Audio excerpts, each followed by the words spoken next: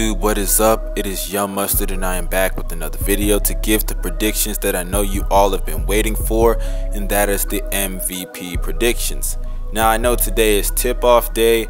Everybody relax and enjoy this video because we all know today is the day that the Cavs will play the Celtics, and apparently they're doing a tribute to Kyrie Irving.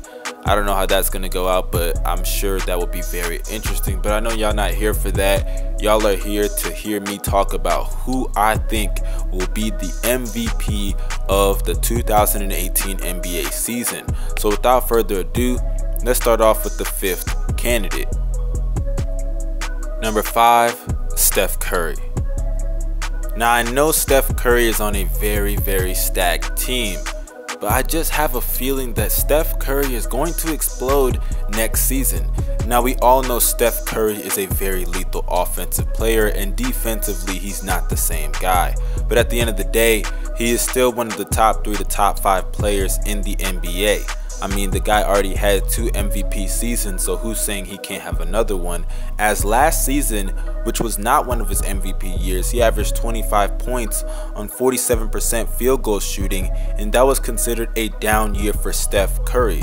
I mean, the guy is a phenomenal passer. We view him as less of a passer as someone as Chris Paul, but the thing is, he's in a system to where his passing is viewed in a different light because he was on pace to average a double-double in points and assists, but Steve Kerr changed the system to where Draymond facilitates at times. Even Clay can facilitate that type of offense. Anybody can basically facilitate the offense of the Golden State Warriors, and Steph Curry was set up to where he was a catch and shoot player a lot, and sometimes he created his own shot. Draymond would set him up. So I think that this upcoming season they're going to run the offense through Steph Curry. I believe that they can do that, and Steph Curry will explode. I mean, I know the preseason is just the preseason, but dropping 40 points in just 3 quarters is not some everyday thing.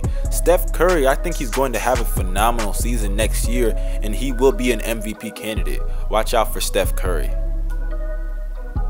Number 4, Giannis Antetokounmpo. Now personally, Giannis Antetokounmpo is one of my favorite players. Nigeria represent all day, every day. But I do think a lot of people are kind of jumping on his train a bit too much. Yes, Giannis did have a phenomenal year last year where he averaged about 22 points, nearly 8 rebounds, and about 5 assists. But the thing about Giannis is that we need to realize that this man does need a jump shot. Now I understand that he can use his physical attributes to dominate and go in the paint, but we saw how last year in the playoffs when Kyle Lowry was guarding him, he was a bit hesitant to take that 3-point shot, and he just took it down the lane, and Kyle Lowry just basically allowed him because they were up by 3 and Giannis went for it 2. Now we all do know that if you're going to facilitate an offense, you kind of do need a jump shot. I mean, this is not the 80s and the 90s to where you can have a mid-range game and they can build around you. If you don't have a 3-point shot in today's league and you're facilitating an offense, it's going to be very difficult for you to do certain things on the court. But nonetheless, Giannis did lead his team in all major statistical categories last year, and he can do it again. He was a part of the All-NBA defensive team and a part of the All-NBA team second team. So I do think he can make a leap in each and every statistical category as he's done basically throughout his whole career. He's going to show that not only is he a great scorer, or should I say can be a great scorer, but he can be a great rebounder, can be an elite defender, can add some post moves, can pass extremely well for his position, and hopefully can grow that 3-point shot. And if he does all that and leads the Bucks to about a 3rd or 4th seed in the East, and I think he needs to win at least 50 games or 49 to 48 games, he can be an MVP candidate and he can win the MVP. Number 3, LeBron James. Now, obviously, it would be criminal if I didn't have LeBron James on this list. He's one of the most phenomenal players that the league has ever seen. I mean, come on, guys. Do I really have to explain how great he is? I mean, the guy basically coasted last year when he averaged 26, 9, and 9. And that's coasting. Yes, that's coasting. and I think his three-point shot has become even more deadly as he shot 41% in the playoffs, and no one's really talking about that because his three-point ability has grown over time. I mean, this is the same guy who was shooting 29% from three in his rookie year, and now he's shooting 41% in the playoffs. I mean, the guy can shoot the three ball. He got that jump shot down now. And I think that this year we are going to see LeBron James at a level that we've never seen anybody throughout history at. We have never seen a player in their 14th year as the best player in the world. We've never seen that, and LeBron James is about to go to his 15th season and he's still the best player on planet Earth. And I think having Isaiah Thomas out and having Derrick Rose in the starting lineup, Jay Crowder having to play the 4, LeBron having to play the 4 at times, he's going to have to do more. And I understand he does have D-Wade, but the thing is, Dwayne Wade is not that guy that he used to be. And defensively, we all know Dwayne Wade has kind of fallen off. Defensively, this team, they look pretty bad. They got Derrick Rose, who's not a great defensive player at all. D-Wade's fallen off. LeBron's not what he used to be, but he can still play elite defense from time to time. You also have Jay Crowder playing the 4. Do I have to explain the disadvantages there? Then you have Kevin Love playing the 5, and do I have to explain the defensive prowess that Kevin Love has? I mean, it's basically little to none. I would say it's nothing at all. So LeBron James is gonna have to do a bit more. I think his numbers will take a jump. I could see him averaging about 27, 9, and 8, and I think those are MVP numbers. I mean, LeBron's been putting up MVP numbers basically since he entered the league, and honestly, we all know the Cavs are gonna be either the 1st or the 2nd seed. They're guaranteed 50+ wins. Let's just be honest. This is Cleveland. They could be the 8th seed, and we all still know that they're going to the finals. And why is that? It's because of LeBron James. He's the most valuable player to a team's success that we've probably ever seen in NBA history, and that's going to be demonstrated to its fullest extent this season, especially with Isaiah Thomas being out basically till past the All-Star break. And also, there's another thing about LeBron James, him winning the MVP, that we need to address. Let's be real, LeBron James, he probably does deserve a bit more MVPs than he currently has. So I think that they're going to throw him his final MVP this season. I'm not saying it's a guarantee. I'm not saying it's going to happen, but if he were to win it, I think that would be one of the biggest reasons why. LeBron James, if he's chasing the ghost in Chicago, who's the GOAT in Michael Jordan, he needs to be working at every way, shape, or form possible. And I think he knows that he's not winning an NBA championship against this Golden State Warriors team. At least from my knowledge, I don't think they're beating this Warriors team anytime soon. I don't think anybody is beating this Golden State Warriors team anytime soon. So I think LeBron will go all out and just get that last final MVP to just push him closer to Michael Jordan and at least even their MVP count to 5 apiece. Number 2, Kevin Durant. Now I know it's crazy. Mustard, why you got 2 Golden State Warriors players in the top 5 MVP predictions video? Well, let me explain.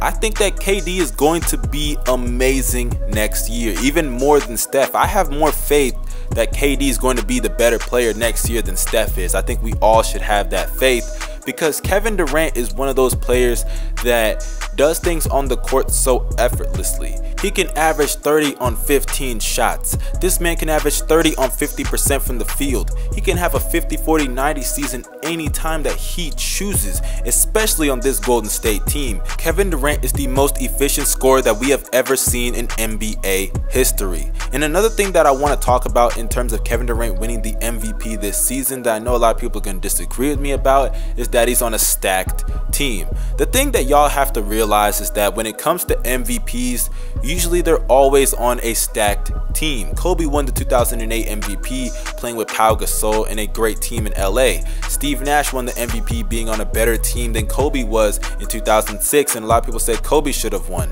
Hell, even when you look at LeBron James winning in 2013, he was on the better team. Do we not all agree with that? He was on a better team in 2012. He was on a better team in 2013. But still, he won the MVP. And I think that KD can have a season like that, a season to where he just won the finals and people are debating if him or LeBron James are the best player in the NBA. And I think if KD can average about 28 points, 8 rebounds and about 5 or maybe 6 assists on 50, 40, 90, which he is capable of. And the Warriors are the first seed in the West and win over 60 games. Hell, let's say they even break their own record of 73-9 and win over 73 games. You're telling me KD's not winning the MVP? You're bugging if you don't think that. KD can do it. It is in his ability, and I think that he can do it next year if it was not for this guy coming at number 1. Number 1, Kawhi Leonard. Now personally, Kawhi Leonard probably has the most on his plate in comparison to all the other candidates for the MVP. And honestly, I think Kawhi can do it. He is my number 1 pick to win the MVP of the 2018 NBA season. Let's just start off with the story. He has the story of carrying a team that is not very dependable outside of himself. Yes, they have Greg Popovich, who's the greatest coach in NBA history in my opinion. Yes, he's better than Phil Jackson, which is a topic for another discussion. But yes, they have Pop. But the thing is, outside of Kawhi, no one is dependable. Rudy Gay struggled with injuries last season, and let's be real, he's never really been an efficient player, and he's nothing but a scorer. LaMarcus Aldridge didn't even want to be in San Antonio to start off free agency this season, and he's not dependable. We all saw that in the playoffs. Actually, we've seen that almost every year he's been in the playoffs.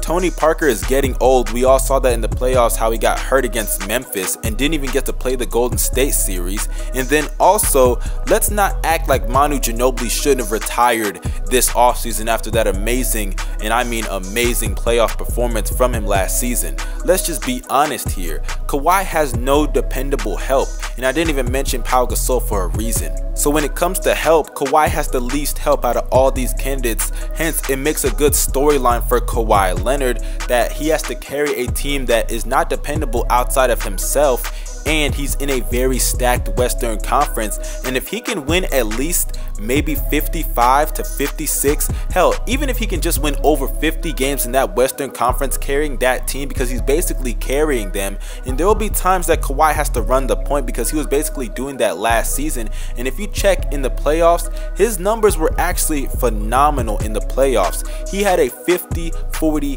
90 season in the postseason. That was incredible. Hella efficient, and he's a solid passer and a great rebounder for his position and can score at will when he needs to, has great post moves, and I think that Kawhi is going to take another jump. Let's not forget, this guy is only 26 years of age, and the thing that's so special about Kawhi is that he's not only great on the offensive side of the ball, but he's great on the defensive side of the ball. He may be the greatest on-ball defender that we have ever seen. I mean, this guy could win the MVP. He could win the Defensive Player of the Year, and that will be a phenomenal season for Kawhi Leonard. That will be one of the greatest seasons of all time. That's MJ-like, that's Hakeem-like. It puts him in a class of only a few players to win the MVP and the Defensive Player of the Year. Kawhi will have a phenomenal season. And also, when you consider that this guy guards the best perimeter player or wing player or point guard, shooting guard, whatever you like to call it, he guards the best offensive perimeter player from the beginning of the game to the end of the game. He's not like LeBron, who likes to go at the end of the fourth quarter and then guard KD. He guards KD from the beginning to end. So it all comes down to the fact that Kawhi has to do the most. He's going to have to carry a team. They may be a top 3 seed in the stacked Western Conference. And what other storyline do you need? He's going to have the numbers. He's going to have the storyline. He's going to have everything that you need to win the MVP. And he is going to be my number 1 pick to win the 2018 MVP. My number 1 pick is Kawhi Leonard.